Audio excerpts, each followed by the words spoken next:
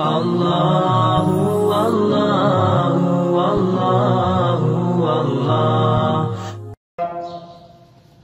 وقال الله تبارك وتعالى في كلامه المجيد والفرقان الحميد: وسيجنبها الأتقى الذي يؤتي ماله يتزكى. وقال النبي صلى الله عليه وسلم: لو كنت متخذا من العباد خليلا لاتخذت أبا بكر خليلا ولكن صاحبكم خليل الرحمن. أو كما قال النبي صلى الله عليه وسلم: إن الله وملائكته يصلون على النبي يا أيها الذين آمنوا صلوا عليه وسلموا تسليما.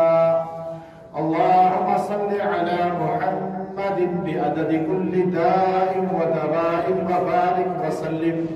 يا رب صل وسلم دائما أبدا على حبيبك خير الخلق كلهم. اللهم أنزله المقعد المقرب عندك يوم القيامة.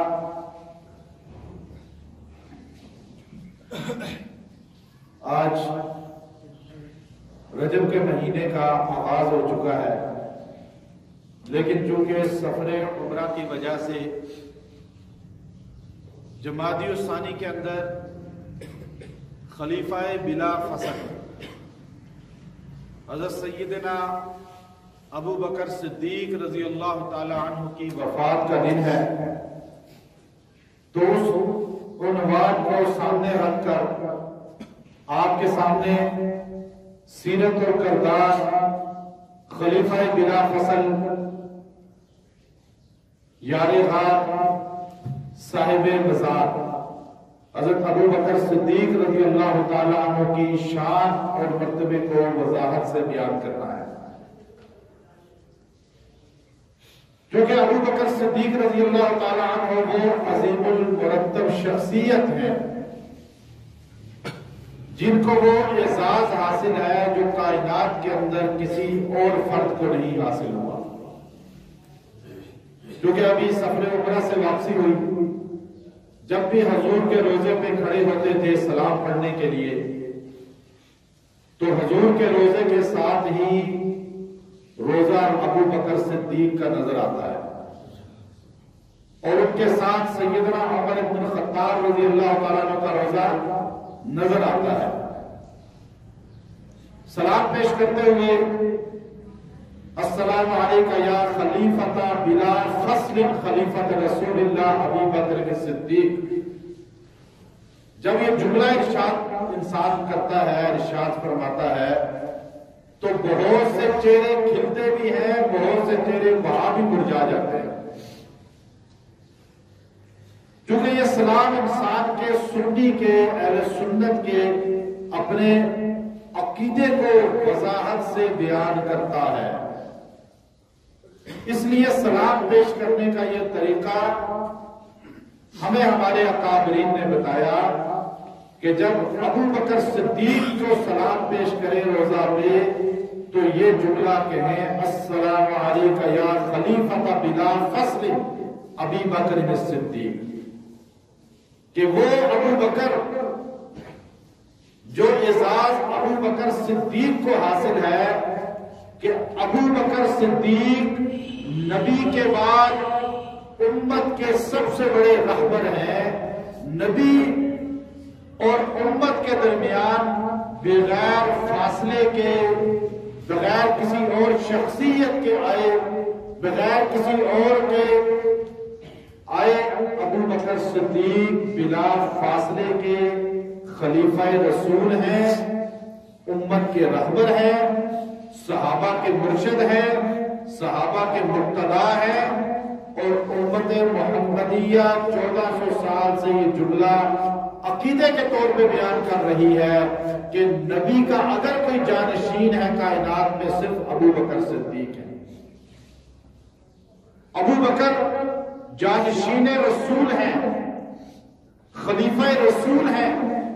آج ایک بزرگ اللہ والا جب دنیا سے رخصت ہوتا ہے اپنے سب سے اہم مرید کو، اپنے سب سے بااعتماد مرید کو خلافت منتقل کرتا ہے کہ میرے بعد یہ خلیفہ ہوں گے۔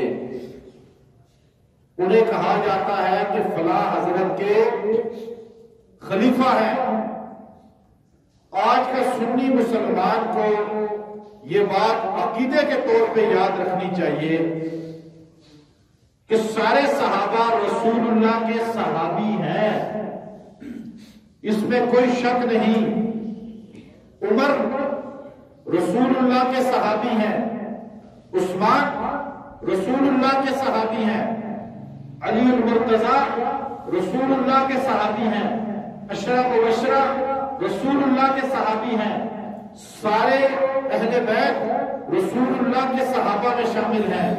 لیکن ایک اعزاز ابو بکر صدیق کا ہے کہ اس کائنات کے اندر اگر کوئی رسول اللہ کا خلیفہ ہے تو وہ صحابہ میں صرف ابو بکر صدیق ہے۔ رسول اللہ کے خلیفہ کون ہے؟ اس لیے ان کو خلیفہ رسول بھی کہا جاتا ہے۔ کیا کہا جاتا ہے؟ خلیفہ رسول۔ عمر خلیفہ رسول نہیں ہے، عثمان خلیفہ رسول نہیں ہے، علی المرتضی خلیفۃ الرسول نہیں ہے، ابو بکر رسول اللہ کے خلیفہ ہیں۔ رسول اللہ نے اپنی زندگی میں 17 نمازیں ابو بکر کو امامت کے لیے عطا فرمائی۔ حضور نے فرمایا میرے بعد بھی یہی خلیفہ ہوں گے، کیونکہ زندگی میں جو خلیفہ بنا دیا اپنا، اللہ نے بھی اپنا خلیفہ بنایا۔ اللہ نے بھی اپنا کس کو بنایا؟ آدم کو، حضرت آدم کو اللہ نے خلیفہ بنایا۔ اللہ نے خلیفہ بنانے کے لیے ایک طریقہ اختیار کیا۔ اللہ نے آدم علیہ السلام کو جب خلیفہ بنانا تھا آگے کھڑا کیا، سارے فرشتوں سے کہا پیچھے سجدہ کرو۔ اللہ نے فرمایا سجدہ کرو سارے فرشتوں۔ کس کو؟ آدم کو۔ آدم کو سجدہ تو حرام ہے، بندے کو سجدہ، آدم کو سجدہ نہیں تھا، سجدہ اللہ کو تھا، لیکن سمت تعین قبلہ آدم کو بنا دیا گیا۔ جیسے آپ ادھر وہ کر کے قبلے کی طرف سجدہ کرتے ہیں تو کیا آپ کعبے کو سجدہ کر رہے ہیں؟ آپ میں سے کسی کا عقیدہ ہے کہ میں کعبے کو سجدہ کر رہا ہوں؟ میں کعبے کی دیوار کے سامنے نماز پڑھ رہا تھا تو کیا میری نیت تھی کہ میں کعبے کو سجدہ کر رہا ہوں؟ نہیں، کعبے کو سجدہ حرام ہے۔ ہم نے کعبے کی طرف منہ کرنا ہے۔ ہمیں اللہ نے کہا ہے یہ تمہاری جہت ہے، یہ تمہاری سمت ہے۔ جیسے آپ کا منہ ادھر ہے، کعبے کو سجدہ نہیں ہے، سجدہ کس کو ہے؟ ایسے ہی آدم کو آگے کھڑا کیا، اللہ نے فرمایا سارے فرشتوں سے سجدہ کرو۔ کس کو؟ اللہ کو تھا، لیکن آگے جہت قبلہ آدم کو بنا دیا گیا۔ اللہ نے اپنے آدم کی خلافت کو بنوانے کے لیے آدم کو آگے فرشتوں کو پیچھے کھڑا کر کے بتلایا کہ فرشتوں آدم میرا خلیفہ ہے، جو میرے خلیفے کا دشمن ہوگا وہ جنت سے بھی نکل جائے گا اور لعین اور لعنتی قیامت تک ہو جائے گا۔ اللہ نے لعنتی کیا ہی نہیں کیا۔ اِنَّا عَلَيْكَ لَعْنَتِي إِلَىٰ يَوْمِ الدِّينِ، قیامت کی صبح تک آدم کی خلافت کا منکر لعنتی ہو گیا، جنت سے نکل گیا۔ اللہ کے رسول نے اللہ کی سنت کو، اللہ کی ادا کو اپناتے ہوئے جب اپنی زندگی میں اپنا خلیفہ نامزد کرنا تھا، اپنا جانشین نامزد کرنا تھا، اپنا جانشین متعین کرنا تھا، اللہ کے رسول کہہ سکتے تھے صحابہ میرے بعد ابو بکر خلیفہ ہوں گے۔ حضور کہہ سکتے تھے، حضور نے عملاً پریکٹیکلی کر کے بتلایا کہ امت کو پتا چل جائے جب نبی اپنی زندگی میں اپنا مسلح صرف ابو بکر کو دے رہے ہیں تو حضور کے بعد امت کا جانشین خلیفہ رسول بھی ابو بکر صدیق ہوں گے۔ حضور اکرم صلی اللہ علیہ وسلم نے فرمایا بیمار تھے، ضعف ہو گیا، ابو بکر صدیق رضی اللہ تعالیٰ عنہ کے متعلق یا عائشہ مررت ابا بکر فلیصلی بالناس، بخاری کی حدیث ہے، امام بخاری نے نقل فرمائی۔ حضور کی نقاہت تھی، ضعف تھا، بیماری کو دن گزر گئے تھے، آپ نے فرمایا عائشہ ابو بکر کو حکم دو لوگوں کو نماز پڑھائیں۔ لوگ بیٹھے بیٹھے صفوں میں اس طرح، 3 دروازے ہیں مسجد نبوی کے، ایک اس طرف ہے باب الرحمہ، یہ پرانا دروازہ ہے، اللہم افتح لی ابواب الرحمہ جو آپ پڑھتے ہیں نا دعا، یہ وہاں نازل ہوئی، اس طرف ہے جہاں سلام کے لیے داخل ہوتے ہیں، اس طرف باب الرحمہ، یہ دروازہ شروع کا حضور یہاں سے صحابہ داخل ہوتے تھے۔ ایک اس طرف ہے باب جبرائیل، وہاں سے اس کے ساتھ ہے باب نساء، عورتیں آتی تھی نماز کے لیے مسجد نبوی میں۔ باقی دروازے سارے نئے ہیں، یہ 3 دروازے ہیں پرانے۔ ایک دروازہ باب الصدیق ہے، وہ باب السلام سے جب آپ سلام کے لیے داخل ہوتے ہیں تو اس کے ساتھ ہے باب الصدیق ادھر، پھر باب الرحمہ، یہ باب الصدیق ہے۔ جب آپ باب الصدیق میں کھڑے ہوتے ہیں تو آپ کو ابو بکر کی عظمت پتہ چلتی ہے۔ کیسے پتہ چلتی ہے؟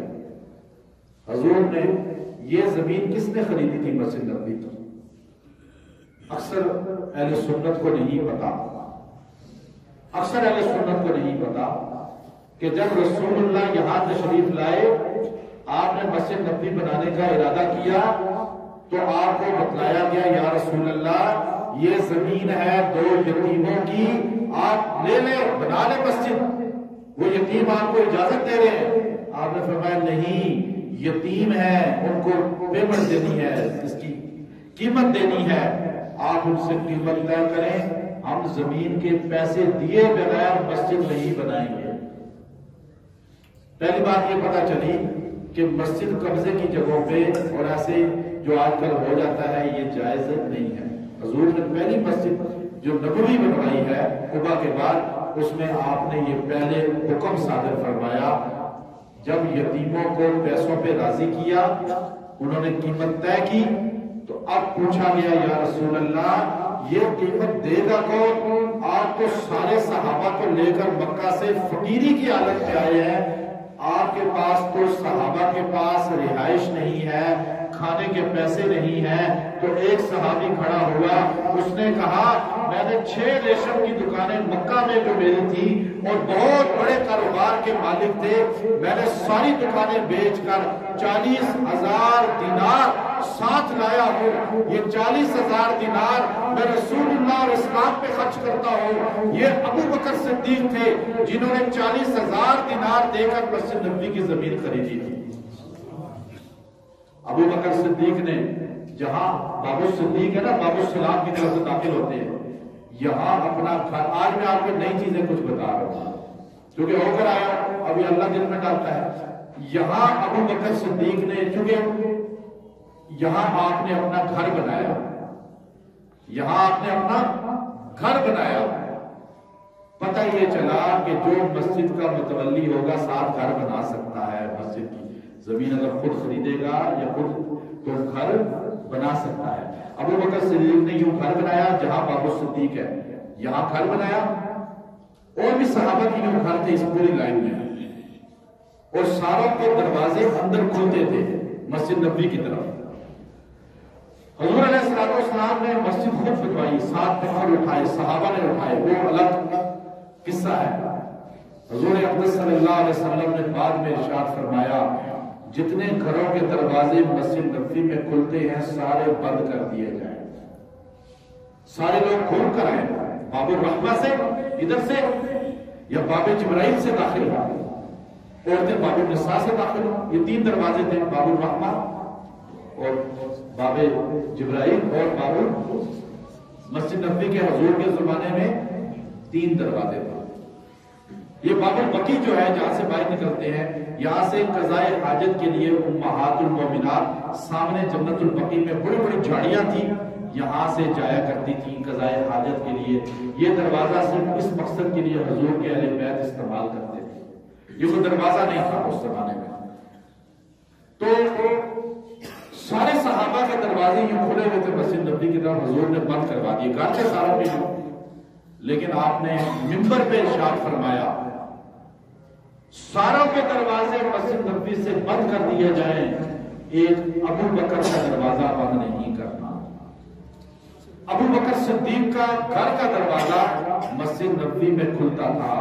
آج جس جگہ باب الصدیق ہے وہی گھر تھا ابو بکر صدیق کا، جہاں رسول اللہ نے ارشاد فرمایا تھا کہ ابو بکر کا دروازہ مسجد نبوی میں نہ بند کیا جائے۔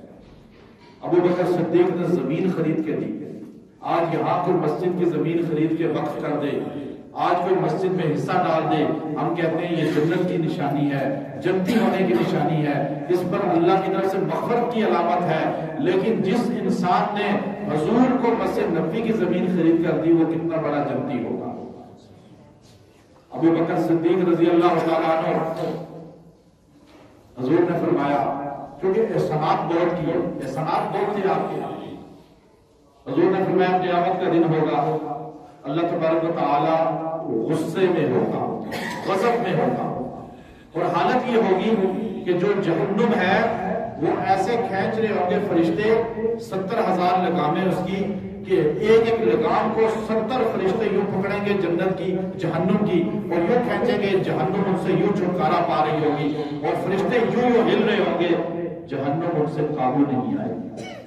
امام جوزی رحمت اللہ علیہ نے لکھا، اس وقت زمین آپ کو خود پتہ ہے سارا تانبے کی طرح جھلس رہی ہوگی، سورج کی سوا نیزے، علماء نے اختلاف کیا، حدیثیں دو ہیں، سوا نیزے اس طرح ہوگا چھت کے برابر، یا سوا نیزہ اس طرح جب نکلتا ہے تو یہ اوپر ہوتا ہے، ان دونوں میں تطبیق ہے، حدیثیں لائی، سوا نیزہ وہ ہوگا اور جو سامنے سورج نکلتا ہوا دیکھتے ہیں، یا چھت کے، دونوں صورتوں میں اتنا قریب ہوگا کہ انسان پسینے میں شرابور ہوگا، غضب الہی سامنے نظر آئے گا۔ اس وقت نبی کہیں گے حضور سے، اے محمد آپ اللہ سے دعا کریں، اللہ ہمیں حساب شروع کر کے اس عذاب سے چھٹکارا دے، ہماری امتوں کو چھٹکارا مل جائے۔ سارے امتی نبیوں کے پاس، سارے نبی امام الانبیاء محمد عربی کے پاس یہ سفارش لے کر آئیں گے۔ امام الانبیاء محمد عربی صلی اللہ علیہ وسلم بارگاہ الہی میں سجدہ ریز ہو کر اللہ سے کہیں گے، اے اللہ حساب شروع کریں۔ اللہ فرمائیں گے میرے نبی آپ بتائیں کس سے حساب شروع کروں، کس سے حساب کتاب شروع کروں؟ اللہ کے نبی محمد عربی صلی اللہ علیہ وسلم اللہ کے حضور، اللہ کے سامنے ابو بکر صدیق رضی اللہ تعالیٰ عنہ کا نامہ اعمال رکھ دیں گے۔ اللہ تبارک و تعالیٰ پوچھیں گے یہ کس کا نامہ اعمال ہے؟ کہا جائے گا یہ میرے جانشین ابو بکر صدیق کا ہے۔ اللہ فرمائیں گے میرے نبی محمد عربی صلی اللہ علیہ وسلم جس ابو بکر نے زمین پر آپ سے حساب نہیں کیا، میں آج یوم حساب اس کا حساب کیسے کروں؟ اور ابو بکر صدیق بغیر حساب کے پہلے انسان ہوں گے جن کا نامہ اعمال سب سے پہلے پیش ہوگا، اور سب سے پہلے بغیر حساب کے جنت میں داخل ہوں گے۔ جنت کے 8 دروازے ہیں، ہر دروازہ صدا لگائے گا ابو بکر آپ مجھ سے داخل ہوں گے، مجھے فیض دے۔ جنت بھی فخر کرے گی، جنت کے دروازے بھی فخر کریں گے کہ ابو بکر اس دروازے سے داخل ہو جائیں۔ ابو بکر وہ شخصیت ہے جن کے بارے میں رسول اللہ نے فرمایا لو کنت متخذا من العباد خلیلا، اگر اس کائنات کے اندر میں کسی کو اپنا دوست بناتا لاتخذت ابا بکر خلیلا، تو میں ابو بکر کے علاوہ کسی کو اپنا دوست نہ بناتا۔ ولیکن صاحبکم خلیل الرحمن، لیکن میں تو اللہ کا دوست ہوں، اللہ میرا دوست ہے۔ اس لیے ابو بکر صدیق یاد رکھیے، مسلمان اس وقت تک کامل ایمان ہو نہیں سکتا، مسلمان اس وقت تک کامل ایمان ہو نہیں سکتا جب تک رسول اللہ صلی اللہ علیہ وسلم کے بعد ابو بکر پہ ایمان نہ لائے۔ ابو بکر پہ ایمان یاد رکھیے قرآن پہ ایمان کے برابر ہے، کیوں؟ جو ابو بکر کا انکار کرے گا وہ قرآن کا انکار کرے گا۔ صحابہ میں واحد ابو بکر ہیں جن کا انکار قرآن کا انکار ہے، اور قرآن کا انکار کرنے والا مسلمان ہو سکتا ہے؟ آپ کہیں کہ کیسے؟ امام اعظم ابو حنیفہ رحمۃ اللہ علیہ نے اسی لیے فرمایا کہ جو انسان من انکر صحبت ابی بکر فہو کافر، جو ابو بکر صدیق کی خلافت کو نہیں مانتا وہ مسلمان ہی نہیں ہے۔ کیوں فرمایا امام اعظم نے؟ امام اعظم ابو حنیفہ نے یہ بات کیوں فرمائی؟ اس لیے فرمایا کہ ابو بکر واحد انسان ہے جن کی صحابیت قرآن سے ثابت ہے، قرآن سے ثابت ہے۔ لصاحبہ، اللہ نے کہا جب حضور نے اپنے صاحب سے کہا، صحابی سے کہا، حضور اپنے صحابی سے کلام کر رہے تھے، اللہ اس کو بیان کر رہا ہے، لا تحزن ان اللہ معنا، آپ ڈرے نہیں، اللہ ہم دونوں کے ساتھ ہے۔ وہاں معیہ کہا حضرت موسیٰ علیہ السلام نے، جب آگے آ گیا دریا، انہوں نے کہا اے موسیٰ ہم تو تباہ ہو گئے، مارے گئے۔ موسیٰ علیہ السلام نے فرمایا بے شک رب میرے ساتھ ہے، یہ نہیں کہا ہم دونوں کے ساتھ ہے، سب کے ساتھ ہے، کیونکہ موسیٰ علیہ السلام کی قوم موسیٰ علیہ السلام کی صحابی نہیں تھی، محب صحابی، حضور کے صحابہ مخلص صحابی تھے، اس لیے حضور نے فرمایا اللہ ہم دونوں کے ساتھ ہے، دونوں کا جملہ ہونا۔ اب آپ دیکھیے کافر بھی، اس زمانے کا کافر بھی جو سراقہ تھا، سراقہ، کیونکہ وہ پیروں کے نشانوں سے جانتے ہیں، نشان کو پتہ چلتے تھے ان کو کہ یہ اتنا ان کو پتہ چل جاتا تھا کہ یہ نر ہے یا مادہ ہے، یہاں سے گزرا ایک ہفتہ پہلے چاہے گزرا ہو، کھانا کھا کے گزرا ہے، خالی پیٹ گزرا ہے، کس قبیلے کا ہے، ان کو قبیلے کا بھی پتہ چل جاتا تھا۔ اتنے تیز تھے کھوجی، ایسے جاسوس تیز تھے ان کے انٹیلیجنس مکے والوں کی، کہ جب حضور نے مدینہ ادھر جانا تھا، مدینہ تو اس طرف ہے، حضور اس طرف چلے گئے، یہ حکمت عملی ہوتی ہے۔ حضور نے ادھر جانا تھا، مدینہ تو اس طرف ہے، آپ حرم سے نکلیں تو مدینہ اس طرف آئے گا، حضور غار ثور ادھر ہے، بالکل الٹ سمت میں چلے، اس طرح چلے گئے تاکہ ان لوگوں کو مدینے کی طرف وہ لوگ چلے جائیں، حضور ادھر سے نکل جائیں۔ 3 دن وہاں 3 راتیں گزاری۔ سراقہ نے مکہ سے اپنا سارے مشرکوں کو بتانا شروع کیا، یہ ابو بکر کے پیر ہیں، یہ رسول اللہ کے پیر ہیں۔ پاؤں کے نشان سے اسے پتا چل گیا کہ یہ نبوت کی پیروں کے نشان ہیں اور یہ صدیقیت کے۔ وہ بتاتا جب غار ثور کی اس جگہ پہنچے جہاں حضور صلی اللہ علیہ وسلم تھک کے بالکل آپ چلنے سے قاصر ہو چکے، اور آپ علیہ السلام کو وہاں سے ابو بکر نے یوں اپنے کندھوں پہ اٹھایا۔ اب وہاں جا کے سراقہ پریشان ہو گیا، کہنے لگا یہاں تک تو ابو بکر اور رسول اللہ کے پاؤں کے نشانات مجھے پتہ چل رہے تھے کہ یہ ابو بکر ہیں، یہ رسول اللہ ہیں، لیکن آج حیرت کی بات ہے یہاں سے صرف ابو بکر کے نشانات نظر آ رہے ہیں، رسول اللہ کے پاؤں کے نشانات نظر نہیں آ رہے۔ اب کیا کریں؟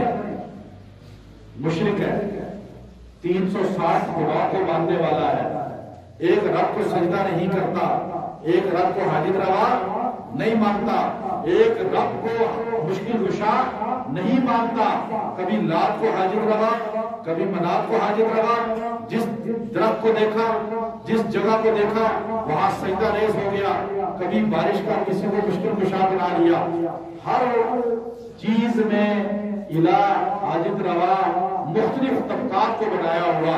وہ مشرک جس کی ذہن کا یہ عالم تھا کہ اپنے ہاتھ سے بت بنا کر کہتے تھے کہ یہ ہمارے معبود ہیں، جیسے آج کا مسلمان اپنے ہاتھ سے دفن کرنے کے بعد مٹی ڈالنے کے بعد کہتا ہے ہماری مشکلیں حل کرنا، ایسے ہی ہے۔ وہ مشرک جب وہاں کہنے لگا، سارے مشرکوں کو چولی تھی، کہا دیکھو یہاں پاؤں کے نشانات خالی کس کے ہیں؟ خالی کس کے ہیں؟ حضرت ابو بکر کے۔ حضور کے پاؤں کے نشان نظر نہیں آ رہے، اب کیا کریں؟ سراقہ جیسا مشرک کہنے لگا پریشانی کی بات نہیں، اگر تم نے رسول اللہ تک پہنچنا ہے نا، مشرکوں کا مقصود کون تھے؟ حضور تھے، کیا ہم انہیں گرفتار کریں، نعوذ باللہ شہید کریں؟ تو سراقہ نے کہا اگر تم نے رسول اللہ تک پہنچنا ہے تو ابو بکر کے پاؤں کے نشانات کو دیکھتے جاؤ، یہ ابو بکر کے قدموں کے نشان تمہیں رسول اللہ تک پہنچا دیں گا۔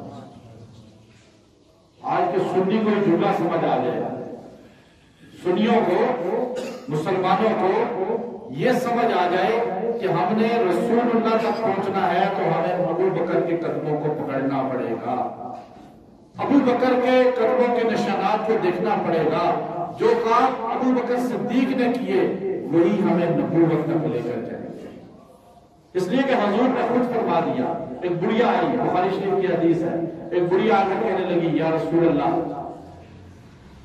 میں اگلے سال آؤں تو آپ نہ ہو تو میں کس سے مسئلہ پوچھوں؟ تو آپ نے فرمایا ابو بکر سے، کہا اگر یہ بھی نہ ہو فرمایا عمر سے، گویا کہ رسول اللہ نے اپنے بعد ابو بکر کا خود بتلا دیا، خود بتلایا۔ جبل احد حرکت میں تھا، حضور نے پیر مار کے فرمایا، مسلم شریف کی حدیث ہے، حضور نے پیر مار کے فرمایا اے احد تجھ پر ایک نبی، ایک صدیق، دو شہید موجود ہیں۔ حضور نے ابو بکر کو صدیق ساتھ موجود تھے، عثمان غنی اور عمر بن الخطاب ساتھ موجود تھے، آپ نے فرمایا دو شہید، دونوں بعد میں شہید ہوئے۔ ابو بکر کو وہ صدیق کا، ان ابراہیم کان صدیقا نبیا، اللہ نے قرآن میں فرمایا ابراہیم صدیق ہے۔ جب ابراہیم علیہ السلام نے اپنے بچے کو ذبح کرنے کے لیے لٹا دیا، بعد میں پورا واقعے کے بعد اللہ رب العزت نے فرمایا ان ابراہیم کان صدیقا، بے شک ابراہیم میرا صدیق ہے نبیوں میں، اور حضور نے فرمایا ابو بکر میرا صدیق ہے صحابہ میں۔ جو مقام ابراہیم خلیل اللہ کو نبیوں میں اللہ نے عطا کیا، وہ مقام حضور نے صحابہ میں ابو بکر کو عطا کیا۔ ابو بکر صدیق رضی اللہ تعالی عنہ کو ایک اعزاز ایسا حاصل ہے جو کائنات کے اندر کسی فرد کو، دوسرا اعزاز، ایک اعزاز خلیفہ رسول ہے، خلیفہ حضور کے خلیفہ ابو بکر۔ حضور علیہ السلام نے فرمایا، بخاری کی حدیث جو آپ کو بتائی تھی، یا عائشہ مرت ابا بکر فلیصلی بالناس، ابو بکر سے کہیں لوگوں کو نماز پڑھائیں، امامت کریں، لوگ بیٹھے ہوئے انتظار میں، نماز کا وقت نکلا جا رہا ہے، تو ایک بار بلال حبشی آئے، دوسری بار آئے یا رسول اللہ نماز کا ٹائم گزرا جا رہا ہے، تو حضور نے سیدہ کائنات کو فرمایا ابو بکر سے کہیں نماز پڑھائیں، جماعت کرائیں۔ انا ابی رقیق القلب یا رسول اللہ، سیدہ فرمانے لگی عائشہ صدیقہ میرے ابو بہت نرم دل ہے یا رسول اللہ، وہ کیسے آپ کے مصلی پہ کھڑے ہوں گے؟ آپ کے مصلی پہ اتنی ہمت جرأت نہیں کر پائیں گے کہ آپ کی جگہ کھڑے ہو کر نماز پڑھائیں؟ تو سیدہ عائشہ نے جب یہ فرمایا تو حضور علیہ السلام نے پھر فرمایا مروا ابا بکر فلیصلی بالناس، مروا ابا بکر، لوگوں ابو بکر کو حکم دو نماز پڑھائیں لوگوں کو۔ پھر سیدہ کائنات نے وہی جملہ فرمایا، پھر آپ نے فرمایا مروا ابا بکر۔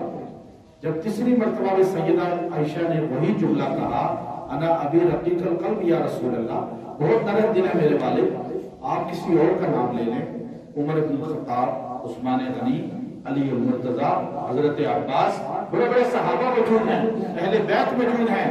حضور علیہ السلام نے ضعف کی حالت میں سختی سے فرمایا آسمان والا اور زمین والے ابو بکر کے علاوہ کسی کو مصلی پہ پسند نہیں کرتے۔ یعنی اللہ بھی یہ چاہتا ہے، فرشتے بھی یہ چاہتے ہیں کہ ابو بکر مصلی نبوت پہ کھڑے ہوں۔ حضور کی زندگی میں 17 نمازیں ابو بکر صدیق نے پڑھائی، 17 نماز۔ اب آپ دیکھیے، آپ جب دو بندے نماز پڑھتے ہیں تو ہونا یہ چاہیے کہ اب یہ امام پہلے کھڑا ہوتا ہے، دو بندوں میں ادھر مقتدی کھڑا ہوتا ہے، ایسا ہی ہوتا ہے۔ امام آپ کے دائیں طرف کھڑا نہیں ہوتا، آپ امام کے دائیں طرف کھڑے ہوتے ہیں۔ جب دو بندے جماعت کراتے ہیں امام کو ادھر کھڑا ہونا چاہیے، کہ آپ کی دائیں طرف ہوگا. یہ طریقہ ہمیں رسول اللہ نے بتلایا. جب ابو بکر نماز پڑھا رہے تھے تو عین نماز کے دوران حضور علیہ السلام سہارا لے کر باہر آئے. سہارا عباس اور علی المرتضیٰ رضی اللہ عنہ اجمعین کا لیا ہوا. تو آپ باہر نکلے. مشکل سے ابو بکر صدیق جماعت کرا رہے تھے، لیکن آپ نے رسول اللہ صلی اللہ علیہ وسلم کی آہٹ سنی تو آپ تھوڑا سا ہٹ کے حضور ابو بکر کے پاس آ کے یوں کھڑے ہو گئے. ابو بکر رسول اللہ کے ساتھ تھے اور امتی پیچھے صفے بنا کے کھڑے تھے صحابہ. تو حضور جس حیت میں کھڑے ہوئے، ابو بکر یوں کھڑے تھے اور صحابہ پیچھے کھڑے تھے. اس کے بعد یہ طریقہ سنت بن گیا کہ جو امام ہوگا وہ اس طرف کھڑا ہوگا، اس طرف کھڑا نہیں ہوگا، کیونکہ حضور امام بنے درمیان میں، ابو بکر رسول اللہ کے مقتدی بن گئے اور سارے صحابہ پیچھے ابو بکر صدیق کے مقتدی بن گئے. یہ طریقہ نبوت ہمیں، آپ جب کھڑے ہوں گے تو آپ کو اس وقت بھی، جب آپ 2 بندے نماز پڑھا کریں تو اس وقت ذہن میں سوچ لیا کریں یہ طریقہ بھی ہمیں ابو بکر صدیق ہی سے ملا ہے. کہ ایسے ابو بکر رسول اللہ کے ساتھ کھڑے تھے تھوڑا سا پیچھے ہو کے، ابو حضور آگے اور پیچھے سارے صحابہ پہلے سے کھڑے تھے. تو حضور علیہ السلام نے ابو بکر صدیق کو مصلی پہ کھڑا کیا. یہ عقیدے کی باتیں آپ کو بتا رہا ہوں. عقیدہ اہل سنت ہے یہ کہ حضور کے بعد خلیفہ کون ہے امت کا؟ ابو بکر امام ہے حضور کے بعد امت کے، خلیفہ ہے حضور کے بعد امت کے، خلیفہ رسول ہے. عمر خلیفہ رسول نہیں ہے، ابو بکر کے خلیفہ ہیں. عثمان غنی حضرت عمر کے خلیفہ ہیں. علی المرتضیٰ حضرت عثمان کے خلیفہ ہیں. حضرت حسن حضرت علی کے خلیفہ ہیں. حضرت معاویہ بن ابی سفیان حضرت حسن کے بعد پھر خلافت ملی ان کو. اب بات یہ ہے کہ اگر کائنات میں رسول اللہ کا کوئی خلیفہ ہے تو وہ کون ہے؟ اور ایک اعزاز اور آپ کو ملا، آپ کی 4 نسلیں صحابی ہیں. 4 نسلیں. آپ خود صحابی، آپ کے والد ابو قحافہ صحابی، آپ کے بیٹے عبد الرحمن صحابی اور آپ کی پوتے بھی صحابی.